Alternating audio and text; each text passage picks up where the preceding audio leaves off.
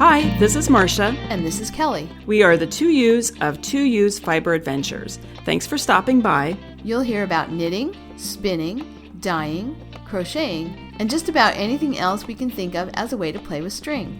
We blog and post show notes at 2usfiberadventures.com. And we invite you to join our 2U's Fiber Adventures group on Ravelry. I'm 100 Projects. And I am Better in Motion. We're both on Instagram and Ravelry, and we look forward to meeting you there. Enjoy the episode.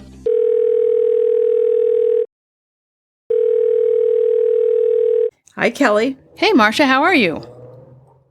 I'm pretty good. Good. You've been having some warm weather. Yes, it's been pretty warm in the high 80s. Nice. This is Friday. Wednesday was very hot. And today it's quite cool and overcast. I don't know. It's 70 maybe. Okay. But I actually haven't checked, but it's very cool and overcast and feels actually cold because it's been so hot. Right. But a nice relief though. Mm-hmm. Anyway. Yeah, I saw you were having some hot weather. I was up in the Sacramento area on Wednesday, and normally at this time of year it would be much hotter, but it was like, 83.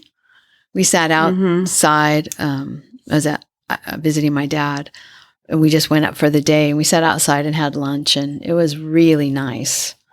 I mean, not so hot that, everyone was sweating, but I was happy to be in the, sort of speckled shade of a tree and not 100 degrees.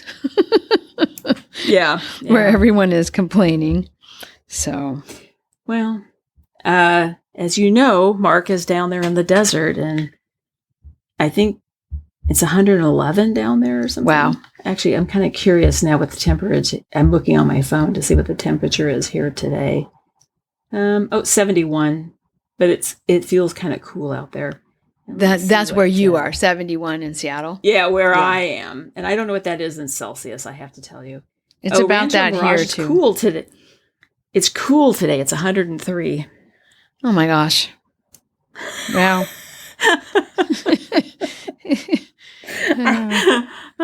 So he has no excuses. Yeah. He could be getting a lot of work done today.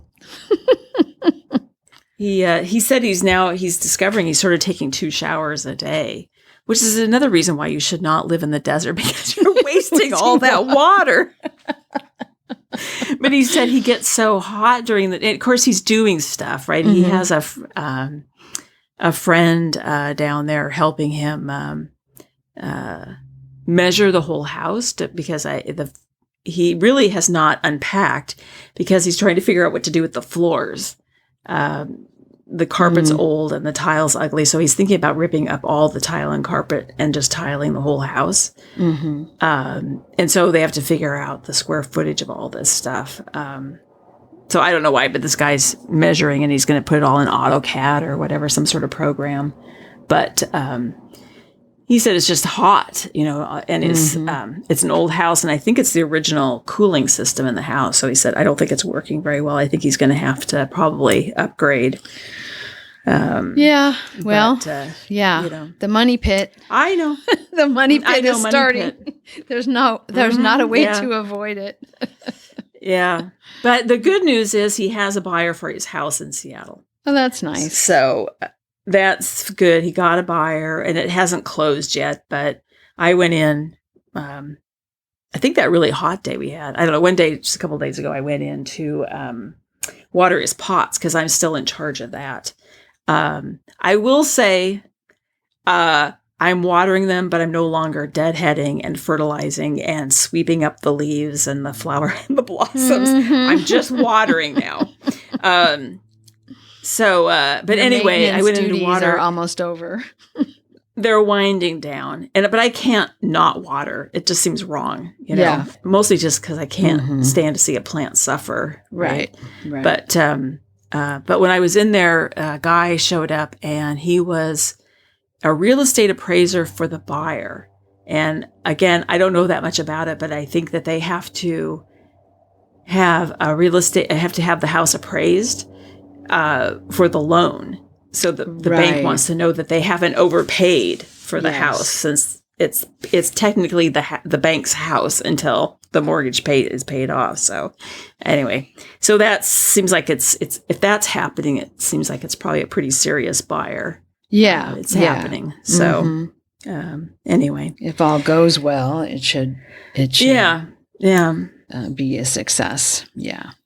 Fingers crossed, because he would like to get out from underneath this house but anyway, so he's part of the reason nothing's really happening at the house in California is he has to wait for the house in Seattle to sell to free up the money so he can start putting the floor down. And you can't throw money into the money pit until you have it. Until you have the money to throw. Exactly. Anyway. Oh, goodness. But my time is almost done with the house. So a little sad, but it'll be nice not to have that responsibility, because it is sort of on me now to maintain this house. So anyway.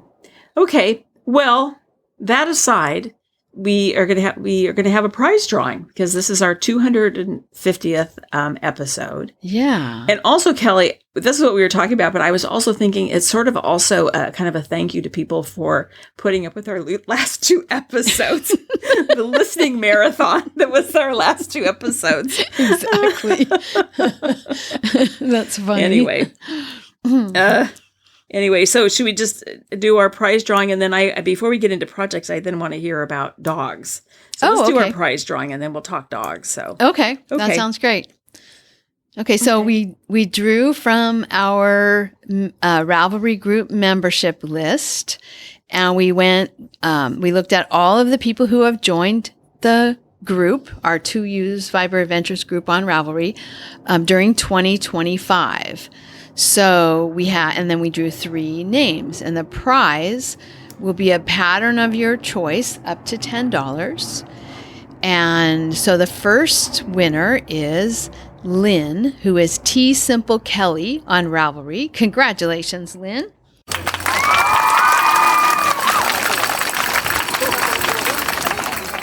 Okay, and then I'll announce the next one. We don't have Deborah RW. We assume that's Deborah. She doesn't list her first name, but we're assuming if you're Deborah RW, you're Deborah. So you have won a pattern of your choice. All right.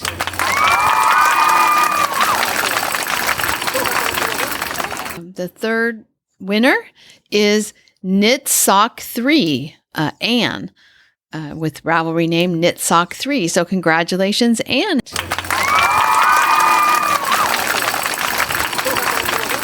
And to all 3 of you, welcome to the group. We're glad you joined us and hope you're listening.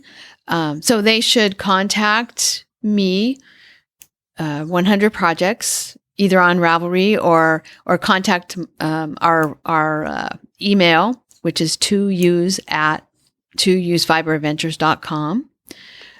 Or you can just use the comment section on the blog, the comment section on the website where you can contact us. I guess that's what I'm talking about. The contact us page of our website.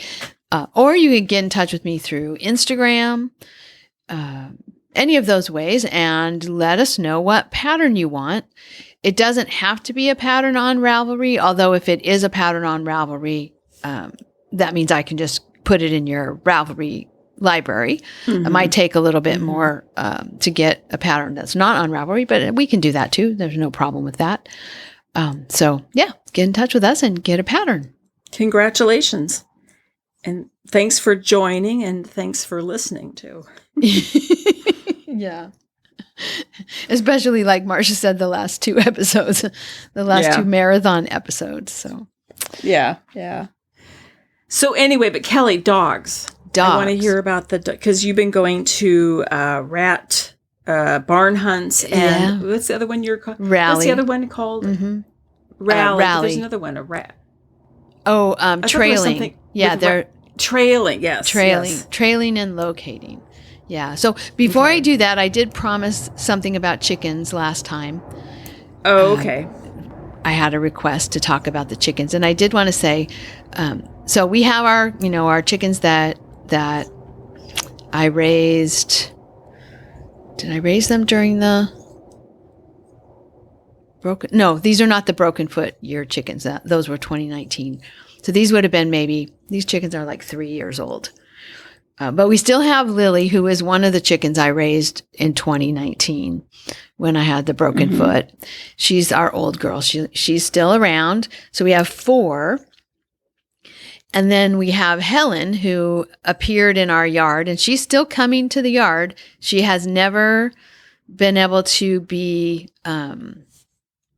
integrated into the flock in such a way that she goes into the tractor at night, the chicken tractor at night. We did close her in there for about 2 weeks. And as soon as we let them out, let them back to ranging, she went back to her roost in the orange tree at the house behind us. So she sleeps in an orange tree by herself. But she was gone there was one little period of time where she was gone, and Robert was sure that she had been eaten by a raccoon. But then we started seeing her again for just short periods of time during the day, and then she'd be gone again. Anyway, she had a nest that she had gotten broody, and she was sitting on a nest with about a dozen eggs.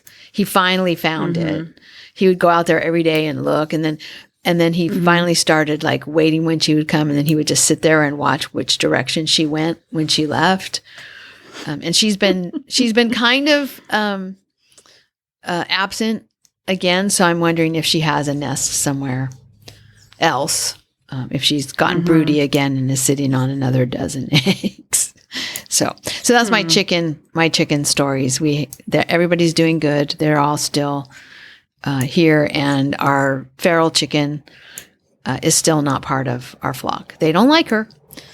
And they don't want her in their coop, and they're mean to her, and I don't blame her for going and sleeping in the orange tree.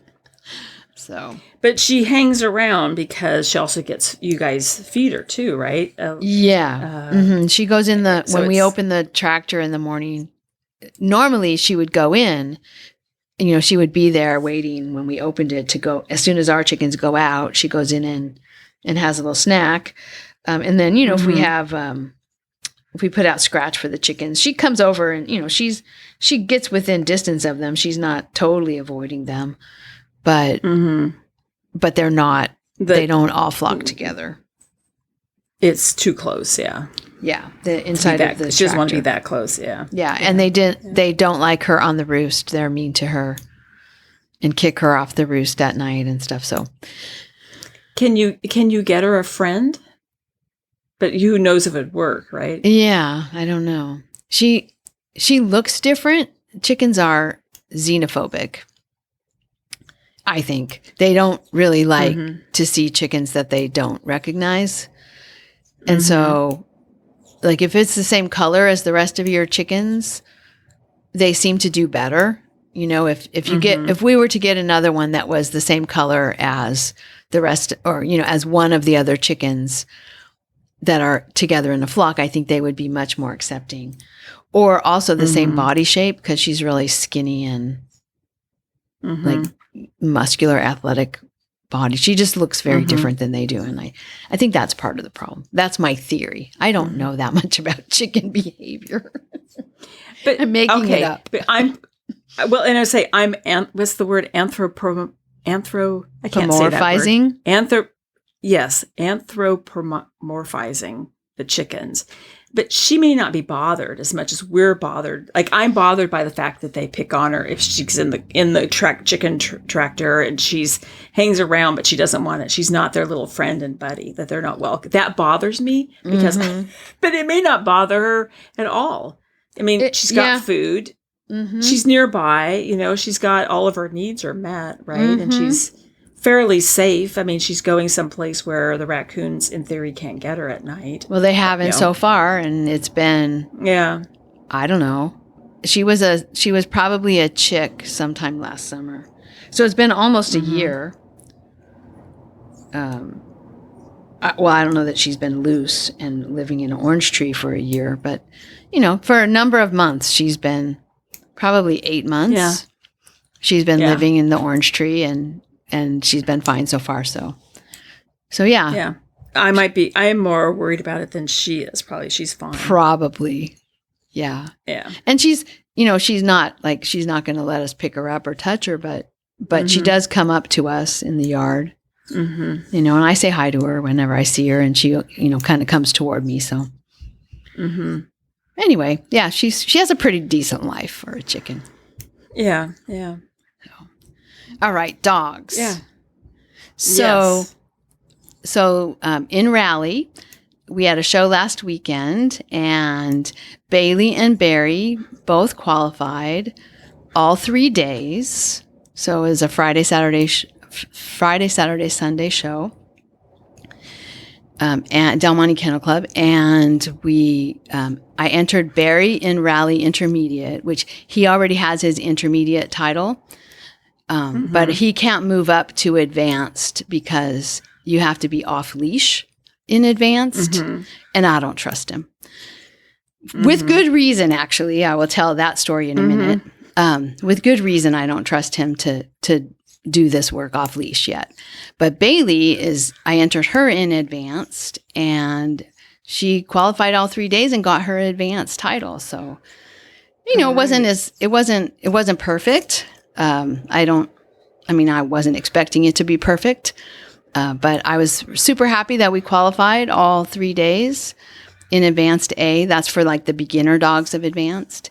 And also they got in the top 4 all 3 days. Oh, wow. Yeah. So not only qualifying, but bringing home placement ribbons. So yeah, so nice. Pretty fun.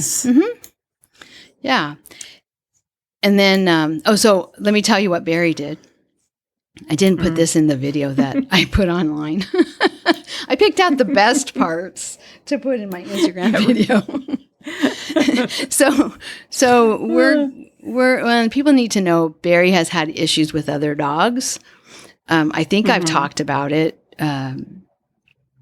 He has kind of a reactive personality. We had to work very hard to keep him from vocalizing and growling. He doesn't bark and lunge, but he growls and whines a lot around other dogs. And so I've been working on that for since we got him. Once his thyroid got under control, he discovered that he was had very big feelings about other dogs. So that's why I'm going to interject. Well, and I'm just going to interject too. He's fine with Enzo when I go down there. Now, you guys you're careful, but they seem to be fine together. And then I think one day when you were at work, Robert and I had all 3 dogs. And actually, I take that back. We had first Enzo and Bailey together, and then he put Bailey away and brought out Barry. And Enzo and Barry were totally fine out there. He didn't want all 3 of them because. Bailey, you said, and he said this too, is a bit of a troublemaker. She tries to stir the pot a bit, but he's fine with Enzo. It's like, it's the dogs he doesn't know. It seems like is the problem. Exactly. Yeah. That's exactly right. And when we start a new session in class, a lot of times there's new dogs, and that's when he has his biggest problem is dogs he hasn't met. And he's been pretty good at shows because it's just all dogs he doesn't know. Like there's nothing to focus on, So he's been really good at shows, and I've been working on it a lot. But anyway, we're doing the rally course, and it has like these ring gates, that enclose the ring, and so we're making a beeline to the corner where we're supposed to do this thing where I turn left and he goes around me to the right, and then we join up and keep going. And we're going, and all of a sudden I can feel and see him collect his body, and he made a leap, like he was going to leap over the fence, like the ring fence. And of course he's on leash, so he didn't get very far, like jerked back. He hit the end of the leash in the leap that he was trying to make, and ended up back beside me and did the little thing he was supposed to do, and we continued on. But we lost all 10 points for that exercise. You're not allowed to jump out of the ring. He just said, like, nope, had enough. Yeah, well, I'm going. And so there were quite a few dogs right there. So I think that's what attracted his attention. But he wasn't growling or anything or vocalizing at all. I think we had been working on jumps because Bailey had jumps in her course.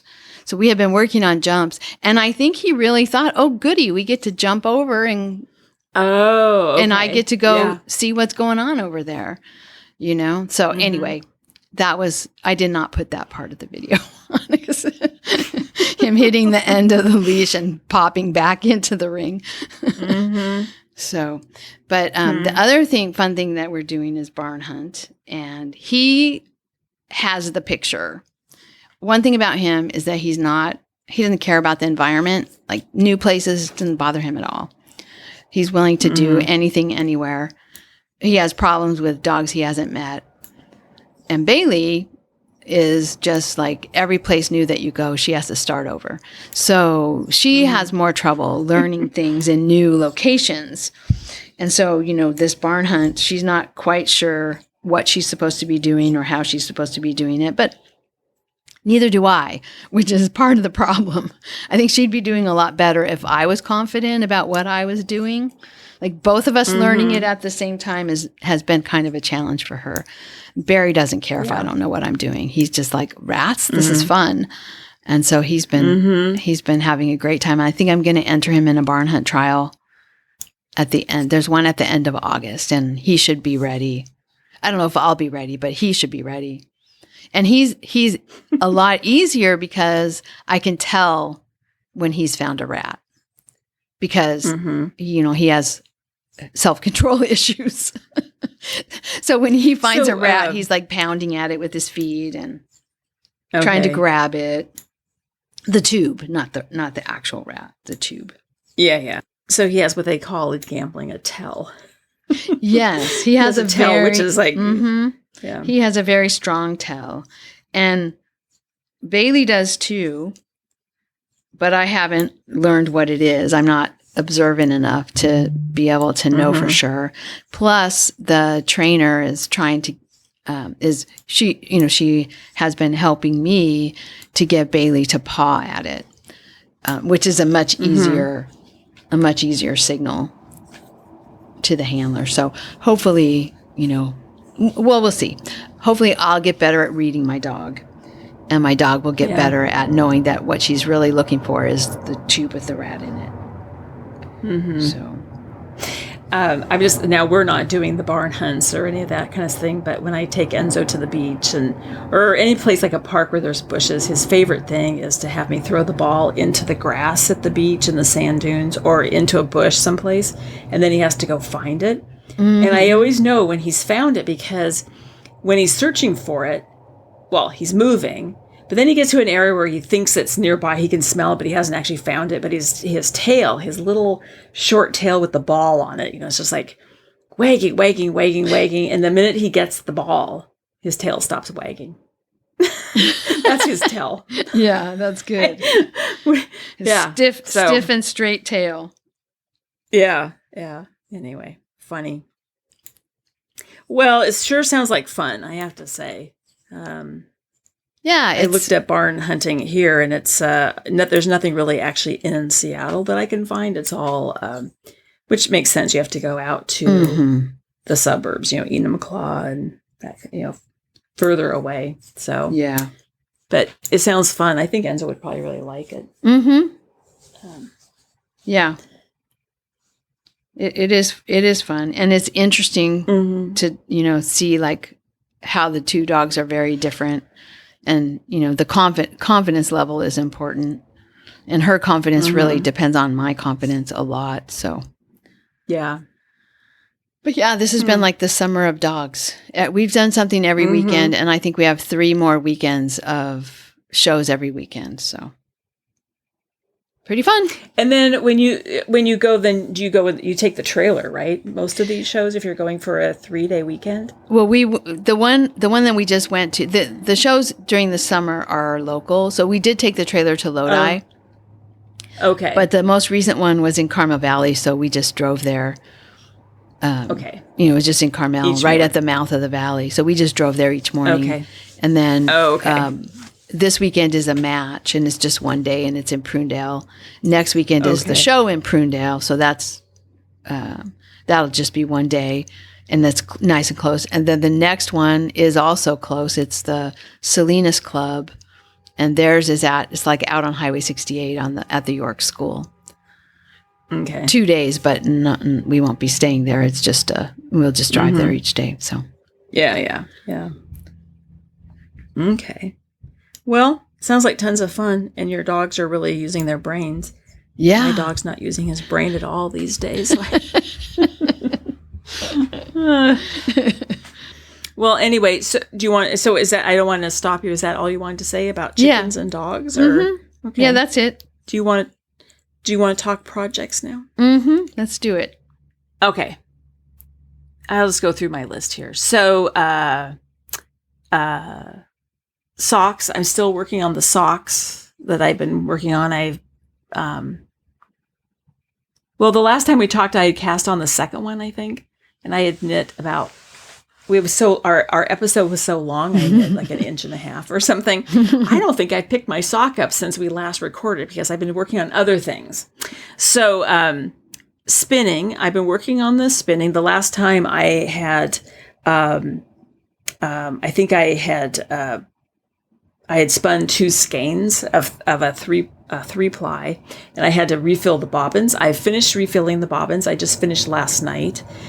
So now, this weekend, I'm going to probably start plying those last nice together. I have not weighed them because I remember I was saying that I took the 3 bobbins and I put them in a bowl and I zeroed out the scale and then added fiber to make and I did that to each one to try and make them all even. So I'm trying to make them even. I know that's not going to work, but they're not going to come out exactly sure, even. Yeah. But it'll be. Hopefully it'll be close. But anyway, I did cast on. Well, I should say too. My plan was to cast on for the sweater Spacetime 18 by Heidi Kirrmaier, and I was going to use my handspun from the last year's summer spin-in, but I decided I'm not going to. I just thought I'm not ready to do a sweater. I think from our last conversation, I thought I'm just not ready to do the sweater. So I cast on Simple Shawl by Jane Hunter, and I'm using my last spin I did, which was the Into the Whirled. I had 2 braids that I bought at Rhinebeck, and it's about fingering weight. So I'm making the shawl, and it's I'm not knitting on it right now, but it's nice how it's showing. It's because one braid was gray and cream, shades of gray and cream, and the other braid was some gray, and then cream and orange. It's really interesting how they all how they play together. And as I'm knitting it, it's sort of making like stripes of color, gray and orange and cream, but very kind of modeled because it's all blended together, so to speak. And I'm not changing, I'm not alternating skeins. I'm just knitting straight from and I really like it. Very pretty. And it's very, I don't remember what this fiber is. I should look. I don't remember what the fiber is, but it's very springy, poofy. It's all wool, right? It's all wool. It's all wool. I should just, let me just tell you what it is. I have to get to my projects. And I should probably put that in my notes here so I remember. Oh, it's Blue Face Luster. Okay. So it's interesting when I'm knitting with it, the yarn, now this is a weird thing to say, but it feels kind of like I'm knitting with string or rope, kind of. It's kind of, what am I trying to say? Kind of hard. That's way too extreme. All those words I'm using are really way more extreme than I mean. But like, it's not like, it's not a soft yarn. Right. If that makes sense. And kind it's of not firm. a soft, firm. Yeah, it's kind of firm. And so you would think it would knit, but it's not like itchy at all. It's just a lot of stitch definition and kind of springy, I would say. But it's interesting how knitting with it feels very different than the knit fabric. Does that make sense? Yeah. Yeah. That's interesting. Well, so I'm thinking it's a long wool. So BFL is a longer wool, and you're spinning it from you spun it from a top. So it was spun worsted. So it's probably a really smooth yarn. More like, I would say worsted, like when you think of I know you're not spinning it this fine, but like the wool that is spun to make like men's suits, right? It's not fluffy. It's not, it doesn't have any halo. It's not poofy. It's just kind of firm. Yeah. It's kind of like that in a larger form. But then when you knit it, you get the benefit of those knit stitches. Yeah. It's kind of glossy. When it's like, I'm just looking at it in the cake, it's kind of smooth and glossy. So to say it's hard, like that's really not the right, I was trying to think of like the right words are firm, kind of glossy, has a little bit of a sheen to it, the yarn that I made. Does it feel silky in the knitted fabric? Yeah, kind of. And soft. It's not like, it's not, that's why I was like, to say something is hard is really not the right term, because it's not like it's scratchy or itchy. It's very soft and comfort. Like I'll stop and put it up around my neck, and I'm like, it feels great. Really soft. But it's interesting how it's glossy and firm. Well, and soft isn't really a good descriptor either, because something could be soft and fluffy. Right. I mean, one way of thinking of soft is like it's fluffy and light and like a, I don't know, like like polar fleece or whatever is soft, blankets made out of that. But that's not the same thing as a silk, which is also soft, or a satin fabric, which is also soft. Yeah. We don't have have enough words. Sure. We don't have the right vocabulary. Use a lot in this. I say we sure use a lot of words in this podcast, but we sure can't come up with the correct words right now. Well, I'm just thinking that maybe we don't have the words. You know what I mean? Yeah, that's true. Like the language. Yeah, they mean that. We don't talk that much about textiles in that way. That maybe the words have never been. The variety of words has not been developed. Interesting. Yeah. Well, cool. I'm glad you're enjoying the knit, because it's beautiful yarn. Yeah. Yes. And then so I still plan on doing Spacetime 18, the sweater with my other handspun. I just need now is not the time. Yeah. That's all I need to say. I just have to wait. Now is not the time. Yeah. I need some space, yeah. So then the other thing I cast on is my son and his roommates have rescued a concrete deer lawn ornament. And it's rescued? It's rescued. That's funny. That's what I'm saying. I think it might be what I was told, and sometimes I'm assuming this is the truth. Apparently, it was at some business, but it was like in the, not actually in the dumpster, but it was near the dumpster with a lot of other garbage. Like they were trying to get rid of it.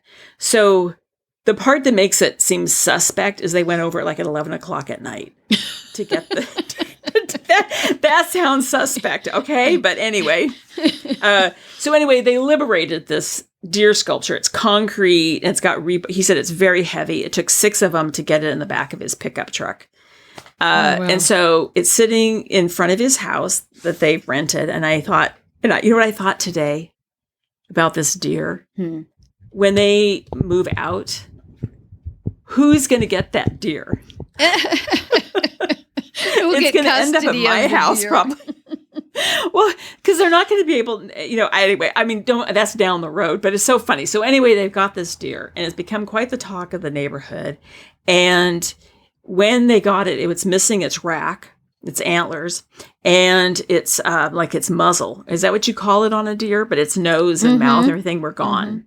So it was, it really had been damaged. And so Ben made up a concrete mixture of some sort, and he repaired it. He resculpted the face, so it now has a nose and a mouth and nostrils and stuff. Oh, It looks wow. pretty good. And then I don't know where he found him. Again, don't ask. But he got a set of antlers, real antlers, that he epoxied to the deer. And it sits out in front of their house, and they planted flowers, or it was just lawn, but they've dug up some lawn around the deer, and they planted all these flowers around it, and they water it very carefully. And so their idea is that they're going to start dressing it for all the holidays. So they have been dressing it. And so there's a long way of saying I'm making a scarf, a holiday Christmas scarf for the deer. And that's funny. So that's what I'm actually knitting on right now. And they're in Seattle. There's a store called Recreative.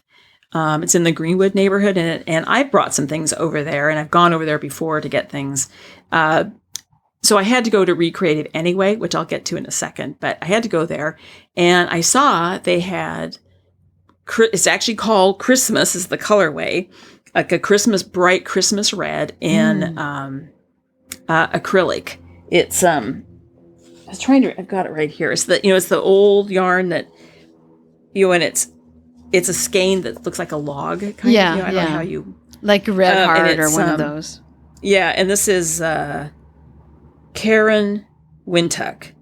Okay. And what did it say on here? It gets old. I think this is old. The label looks like it's really old. But anyway, I'm going to. I thought I don't want to buy a nice wool. It's just going to be outside in the rain. Right. So I got this for $1. Mm-hmm. So I've got 2 of them, and so I just cast on 25 stitches, and I'm just doing a garter stitch on number 10 needles, and I'm just going to make it as long as I can. Then I'll add some fringe to it. So I'm making a deer scarf. And I have to find out if they've named the deer. I don't know if they have or not, but you'll have to get a picture. Well, I did I had Ben send me some pictures I put them in Ravelry of he and his roommates all around the statue, and you can see the flowers and stuff. Okay. And there's one picture, it's like they're watering. I think it's after they put the garden in. So there's they've got the hose going and stuff, but they're all standing out there. I don't think Ben's. I put 2.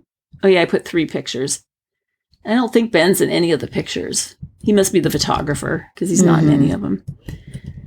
Anyway, that's what I'm doing. That's fun. And then, the other project I've been working on is the rag rugs. So I bought the rag rug handbook. I think the last time we talked, I had purchased that. I went out. So that's a great resource. I did go out I went to order online a cutting mat. One of those self-healing cutting mats, and the roller cutter. And it was going to take quite a while for them to come in. And all of a sudden I thought, I'd rather just go talk to somebody. But we have hardly any sewing stores left in Seattle. So there's it's called Quality Sewing. It's where I bought actually my vacuum cleaner, and that's where they service it. So I thought, if they sell sewing machines, they probably sell the mats and the cutting tools. And I called ahead, and they did. So I went out there and I got a 24 by 36 inch cutting mat, self-healing mat, the roller cutter, and a ruler. And it was great too, because those roller cutters are quite dangerous because they're so sharp. Yeah. So she gave me a lesson on how to use it. Which I would not have gotten if I had purchased it on Amazon. Right. I think it was good to have a little lesson on using that roller. So anyway, I spent the one day that was so hot here, I just was down in the basement, and I have 3 queen size sheets that I cut into strips. Nice. So all the strips are cut. I think I'm supposed to sew the strips together.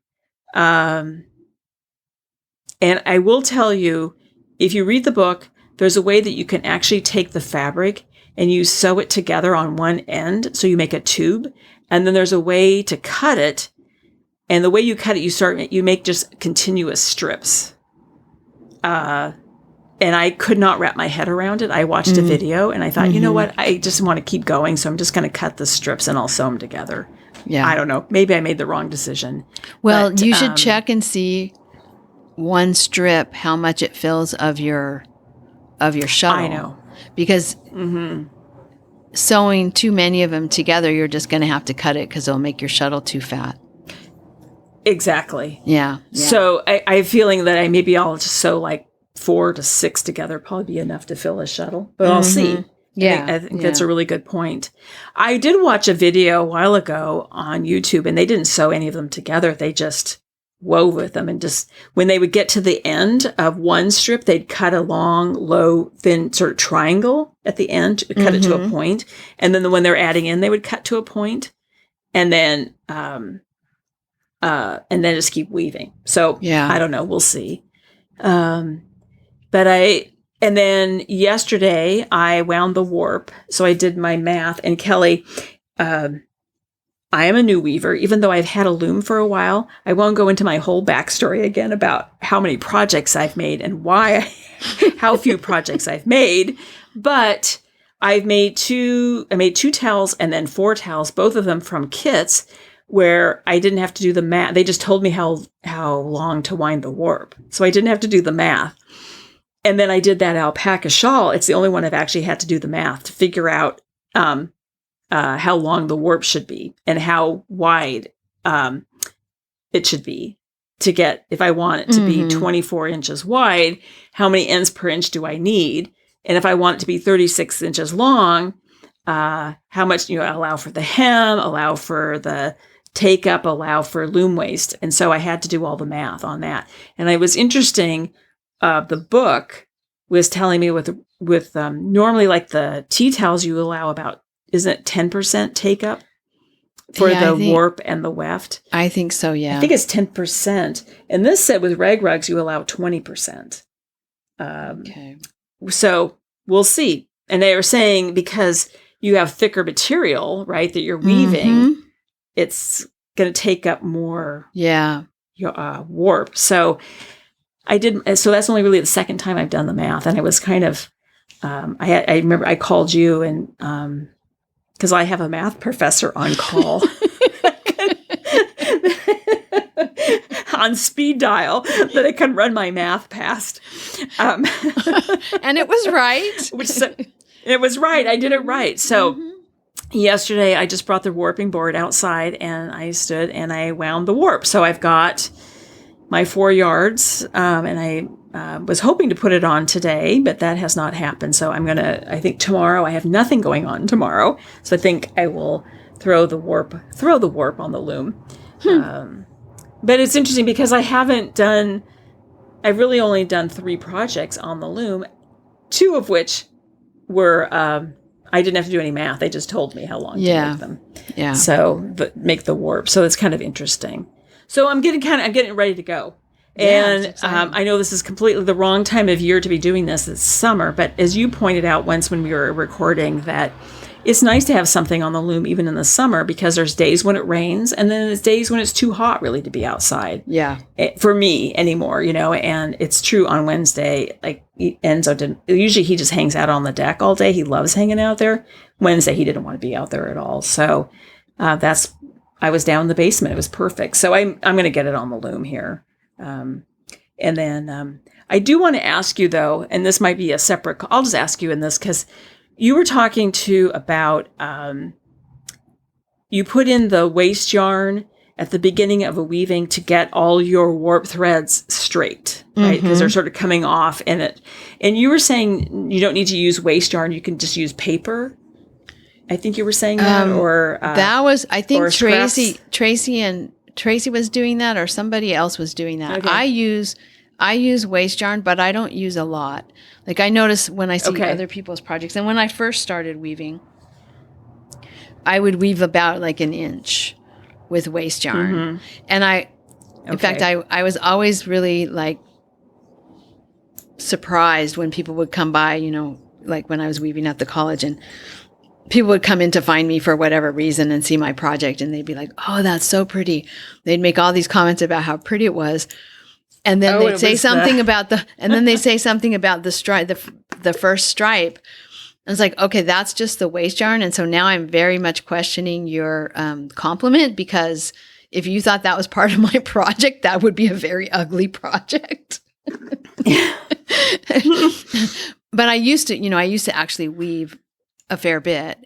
And then I learned to you put in a pick, you don't beat it, you change the shed, you put in another pick, and depending on the yarn, 2 or 3 picks without beating, and then you beat it, and that's all it takes.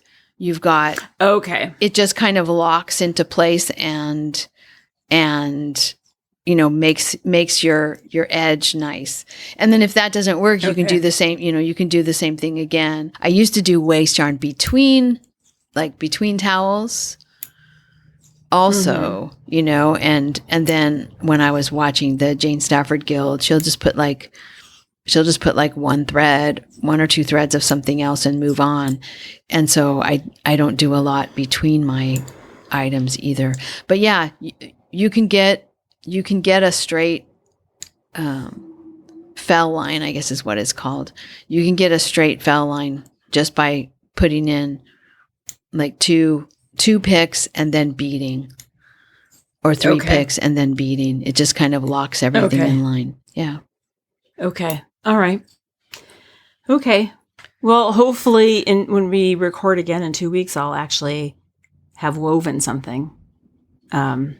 Fingers crossed. If you start the weaving, you might even be finished, because they're going to go fast. I mean, I don't want to give you a false sense of how fast they're going to go, but I was really surprised at how fast they went this was a long, long time ago, but when you weave with thicker stuff, thicker yarns, or it's like, wow, that was fast, Well, and to your point is that these sheets, I mean, the recommended width was 1 inch. And so then I'm like, I take them and I've been sort of compressing them. I'm like, oh, they're really small, but nowhere near as small as the cotton that was the 8-2 cotton I was weaving towels with. Exactly. So, I mean, I don't know what it's all interesting to me, and it's going to be, it's a process. I'm interested in what's going to happen. Well, and we were talking about, your design color choices as you're weaving along, and, combining the different rags that you have. And if you do the idea of just kind of play but keep track of it, and then do the reverse, to make it symmetrical, you really only have 18 inches of weaving to play with. It's like you're going to run out of runway for that playing pretty quickly, and then just have to reverse what you did, and you'll be done. So yeah, it's I think. Well, and I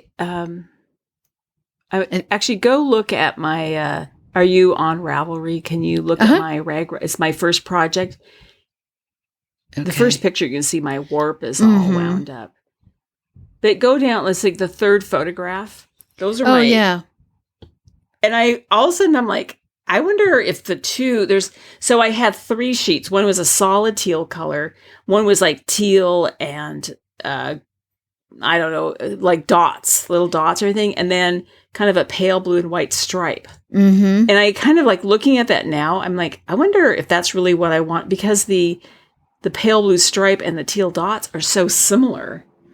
Will you even notice that I put in that they're even different? I don't know. Yeah. In terms of the color combination, they're the same, but I bet they'll look different in the weaving. Okay. I mean, they'll have the same value. It'll be like a stripe of the same color, but you'll get a little different texture-y color, which is sort of what I was, like in knitting. Like I remember the snowflower sweater I made, and I picked these colors that I thought were so beautiful together, and they're absolutely beautiful together. But when you knit them together, they didn't work at all. Right. I can't remember that what color. Oh, I had like a teal. I had a teal green or something, and it got completely lost against sort of the sage green. And I'm wondering, like, they're going to look different because they're different fabrics, but they're so much the same. Will it just look like I have light color, dark color instead of 3 different colors? I actually just have light color, dark color. I don't know. It'll be interesting. Yeah. Yeah. I mean, that's part of the experiment, right? To see what happens. Yeah. And if you don't want to put them right next to each other, you can separate them with the other color. Mm-hmm. And have, the slight difference will be apparent. I don't know. I mean, it may turn out that they look a lot different because there's a lot more dots they kind of look like flowers. There's a lot more. They look kind of like petals. They're not like dots, like, perfect circles. They're like petals or something. Like petals or leaves or something. So they're like leaves. You can see the very bottom photograph is what they look like before they were cut up. Okay. And you can see it is like leaves on little branches. Okay. And I think you have lots more color per square inch in those with the leaves than you do in the stripes. Okay. And also the stripes are stripes. They're not like all over the place. So that will impact it too. But I'm real curious. It'll be fun to see what happens. I think I'm super curious. The whole thing will be really fun. It'll be a nice learning experience. Mm-hmm. Yeah. No, I think you'll have a really good time. Okay. You're going to have fun with this project. I'm going to have fun. Yeah. I am looking forward to it. And then I was just going to say too, the whole nature of, okay, let me just say, this book I bought that was recommended to me, is a fantastic book. But I was looking at the back, and they give you projects to do, and they're like, you have to have a certain number of yardage, and they're putting patterns in. And I thought, it's a rag rug. I'm just throwing colors in. I thought even my comment about just now, we've had a whole discussion about, are the 2 sheets too similar that they're not going to stand out? My whole thing is, it's a rag rug. I mean, it's going to go probably by the back door, right? And people are going to wipe their feet on it. So I don't think I'm there yet where I need to worry about color choices and buying yardage to actually get something to match something. That's not the point at all right now. The point is just to get it on the loom and start weave and see and learn about it. So it really is about just relax and just throw it together. And when you think about, why do we have such a thing as rag rugs? It was a very utilitarian thing, a way to get something new out of something that was worn out. And then for, centuries, women have been doing these utilitarian things that are necessary for the home. And as they learn to do it, as they do it more and more, and they learn, if they have the creative urge, they can then use their creativity to make them more and more elaborate or well designed, or, like quilting, right? Yeah. That it's the same idea. So I think you're starting in the right place for sure. Yeah, I'm not at that place. I have to start where I just am using up old scraps, right? You're making a utilitarian thing out of something that someone else threw away. Yeah. So, and then I'm not going to talk about my basement. I have been working very hard clearing things out, and as you know, Kelly, I have a bedroom in the basement, and then the basement's sort of divided in half. One side is the rec room. It's finished, the fireplace is down there. The bedroom is where I have the loom. And then I have the utility side where furnace, hot water heater, washer, dryer are.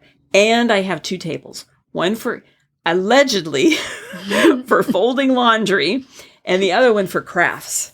And they've been piled up with stuff. And I don't know if I talked about this in the last episode, but my brother had just dumped stuff in the basement. And so I cleaned all that up. I made all these trips to the Goodwill.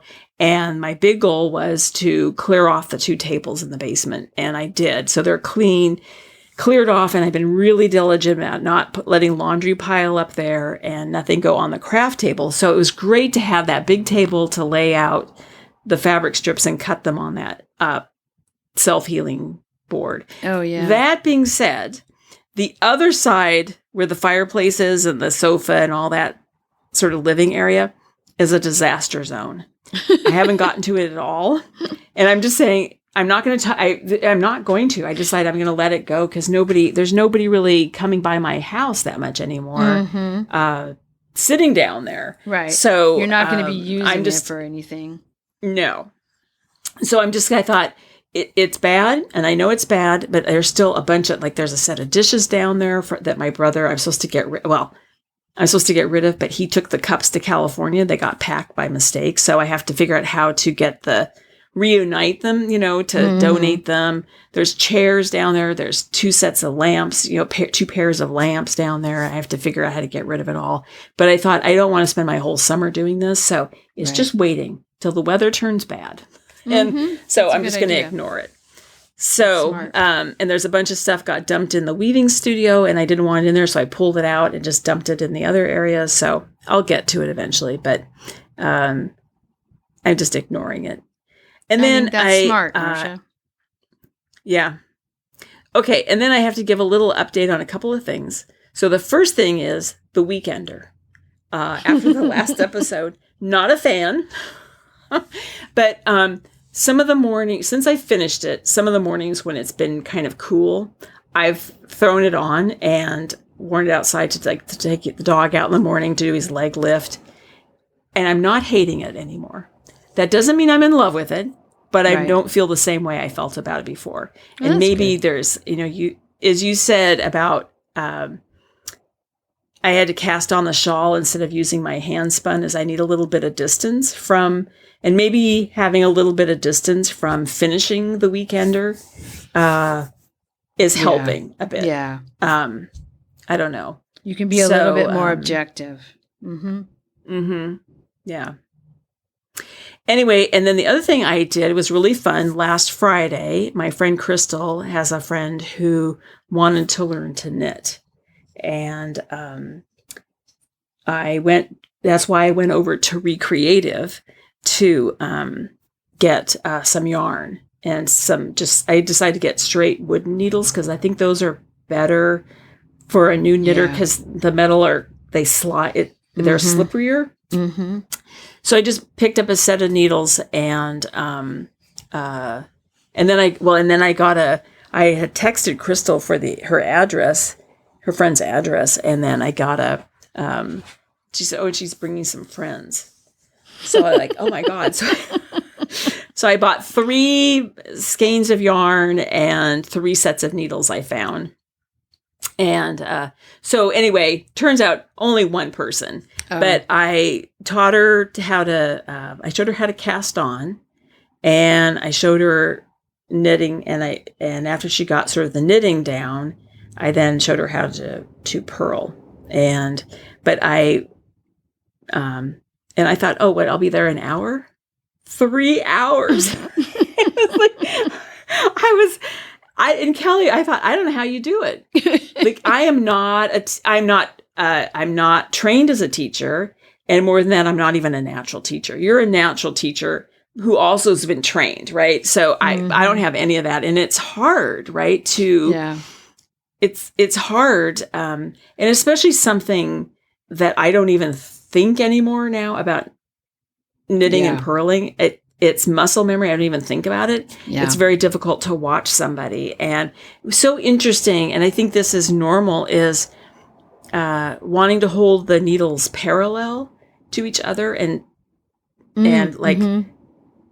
really, that seems like what she wanted to do. And you have to keep them crossed. It was really interesting to watch all this stuff. But I learned I learned from my friend Jean, is that it's when you're learning to knit, it's stab it, strangle it, scoop out its guts, and throw it off the cliff.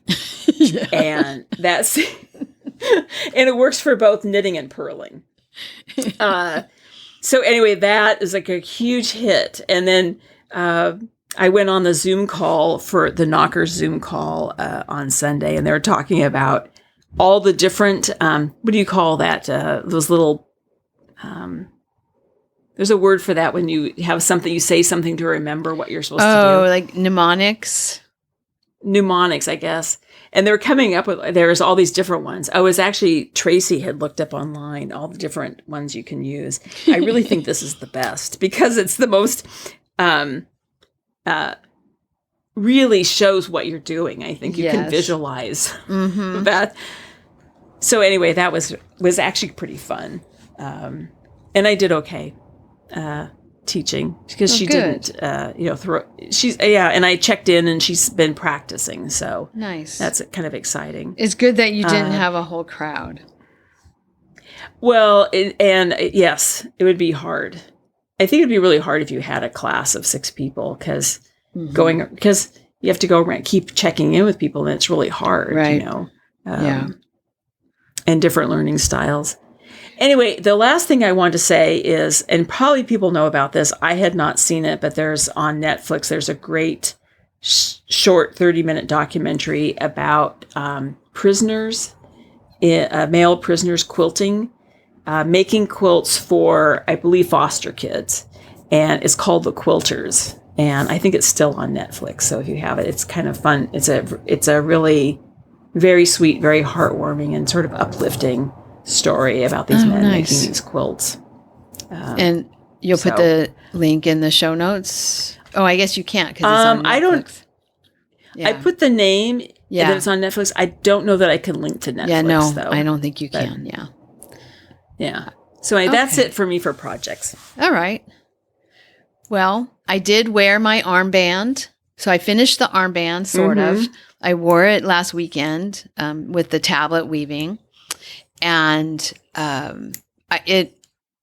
it worked, but I want to do it a little differently. So I'm going to cut off the elastic that I was using, and I'm going to reconfigure it a little bit. And maybe did you have problems with it? Oh, sorry, but did you have problems with it staying up? Is that why you want to reconfigure it? No, it stayed up just fine. It didn't. So the bands at each side curved around my arm, but the middle part kind of stayed flat. It didn't curve as much as I wanted it to. Oh, okay. So I'm gonna play around with putting edges because I just had a band around across the top and a band across the bottom, and then the plastic stuff in the middle. Oh, and I think it would be helpful to have sides, like have something down each edge. It's like it's in a frame, sort of. Yes. So it's a full frame around the plastic instead of leaving the edge. Okay. So that might mean I have to weave a little bit more, do a little bit more tablet weaving. But for right now, it's working fine. But I will be upgrading my template or my doing a little bit of redesign on the logistics of that. I did wind the warp. I used a gray and black pearl cotton from my weaving stash, 3-2 cotton, so it's thicker to make the band that has the dog's names on it a little bit wider. So I did wind the warp on that, and I started weaving in. I've got about an inch of just plain gray with no letters, just kind of getting the weaving started, getting everything spread out. And then I stopped, and I haven't been back to it because we've been busy. We were busy over the weekend and stuff. So, but that's one part of that tablet weaving project is done. The other part is still in progress. I did a little bit of knitting on the socks, but not too much because I'm also knitting on something else, and that has taken my knitting time. I was swatching in the last episode for the Lace and Fade Boxy by Hohi Locatelli. And I'm using my handspun, and it's a merino silk, like a 70-30 blend. One braid was 70-30, and I think the other braid was 75-25 or 80-20. But there's a lot of silk in this yarn. And I'm already to the, I thought I was on the second lace band, but I'm actually on the third lace band. So I've done the top, the neckline. I'm past the neckline. I closed after the sleeve. I've joined after the sleeves and done. So 2 stripes of my handspun. So the neckline, a lace stripe, a stripe of my handspun, another lace stripe, another stripe of my handspun, and now I'm on the third lace stripe. That's what I'm knitting on right now. Very easy lace pattern. Otherwise, I wouldn't be able to be knitting it while we record. And I'm loving it. It's so much fun. All my knitting time has been going to this. So, and I've had, it's quite really a bit of pretty. in the car time.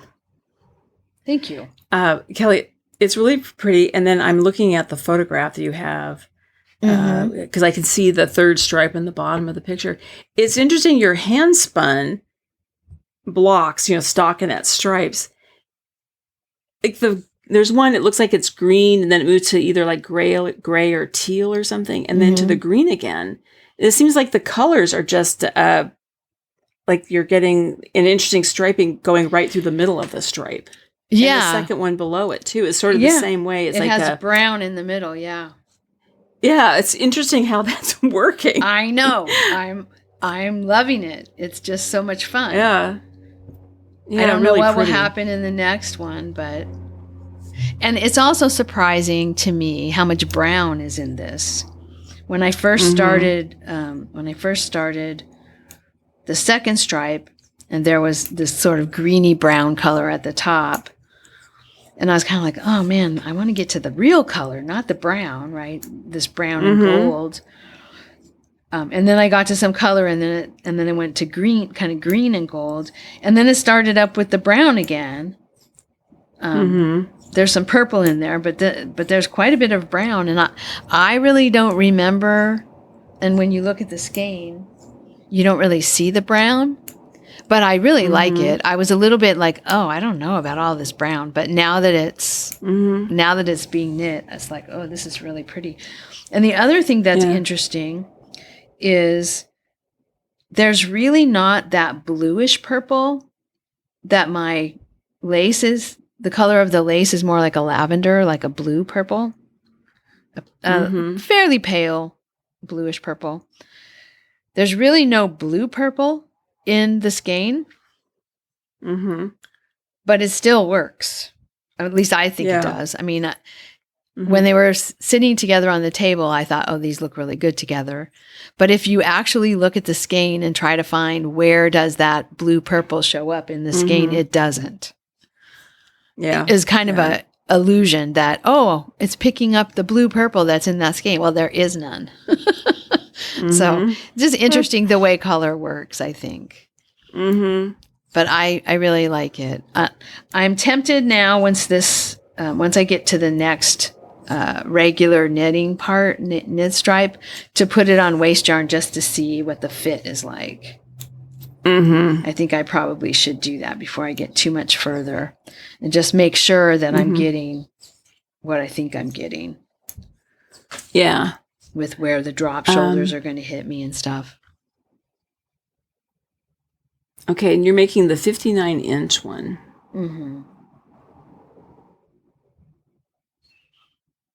Yeah, and no shaping. Yeah. At all. It's just 59 inches circumference all the way down from here on out. And the sleeve, like opening, the armhole opening, because it's comes like yours, like your happiness, because it's a drop shoulder, it's not really at your armhole, right? It's not at your underarm. It's like down near your elbow. Right.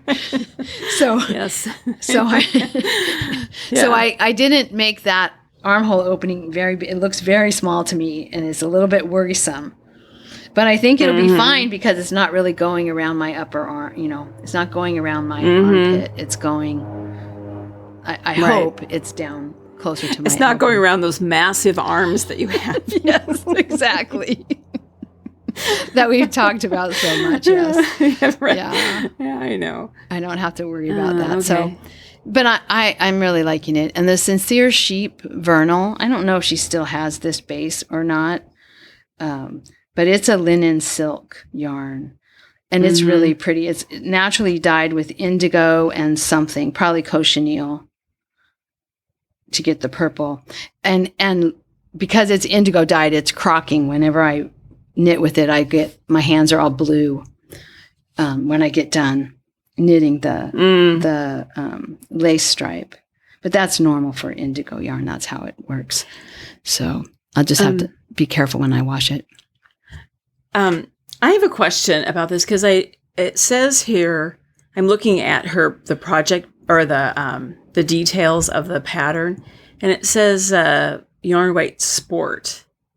But when I go look at like 6 ideas, how there's always in my stash there's ideas. It's all fingering weight. Mm-hmm. So is your yarn that your hand spun approximately fingering weight?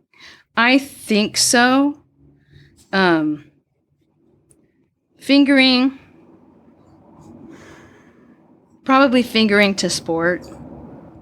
Okay. It's a 3-ply, and yeah, it probably ranges from fingering to sport, but it's probably mostly fingering weight.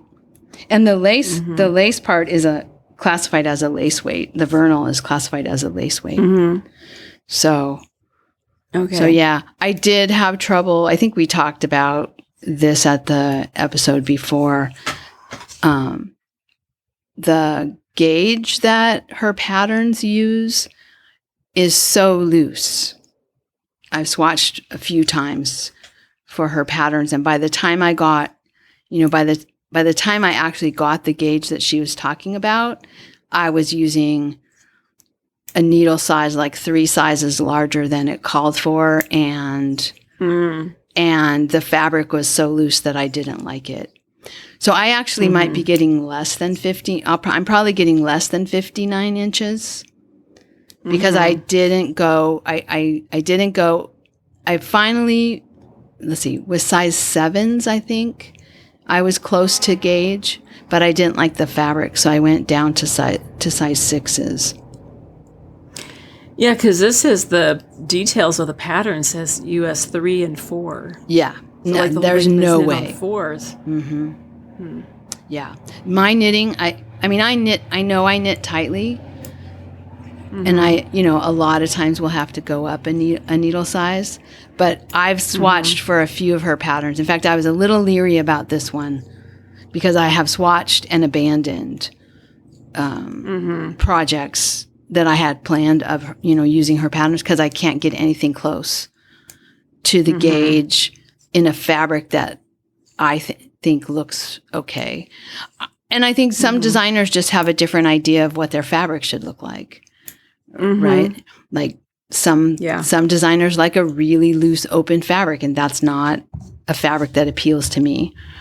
But also I don't know how she gets gauge with the size needles that she calls for in her pattern.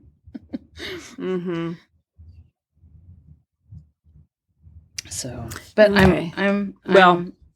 I'm very happy with it so far, and I think that I do need to put it on waste yarn and just test it when I get finished with this lace round. So, yeah. And I think that's about it. Oh, just about my spinning. It's the same sort of teal, blue-green CVM that I've been working on. I'm almost done with the spinning and plying the blue. I have one more round of plying to do and topping up the bobbins. And then I have when that batch is done, it's about 100 grams of fiber left. And when that batch is done, I then have one that has more red in it. This batch has some red in with the blue, the teal. The other batch is more red in with the teal. And I have 240 grams of that fiber to spin. And that'll be, so you'll probably hear more about that in the next episode. Hopefully I'll be closer to finished with that CVM project. So that'll be nice. Okay. It'll be quite a bit of yarn too. So that's it for me. Okay. All right. Well, speaking of spinning, summer spin in is still underway now until September 1st. And I'm spinning, Kelly. I'm knitting with the handspun. You're spinning. You're knitting with handspun. I hope everybody's out there busy. Yeah. Yeah. And also, isn't it Tour de Fleece? Tour de Fleece also, isn't that going on? So yeah, it's going on right now. So a lot more people are spinning during Tour de Fleece than spin for the, for the full summer spin in. And then if you want information about the fleece judging and the wool auction we have in Monterey County, we have that in our show notes. Or you can message me and I can send you the information. The judging is on August 9th and the September 1st is the auction. So if you're local-ish and you're interested in coming to either of those two things, just let me know and I can get you the rest of the information. Or you can check the show notes. We've got links in there. Okay. All right. Have we covered everything? I think so. What's our time? Kelly, what's our time? About 1 hour and 15 minutes. Little more. Okay. Yep. Yeah. I don't know where we are compared to the last one, but anyway, with that, should we say goodbye? Yes. So we don't make it 2 hours long. Yes, exactly. All right, everyone. All right. Bye. We'll talk soon. Bye-bye. Thank you so much for listening. To subscribe to the podcast, visit 2usfiberadventures.com. Join us on our adventures on Ravelry and Instagram. I am Better in Motion, and Kelly is 100 Projects. Until next time, we're the 2Us doing our part for Whirled Fleece.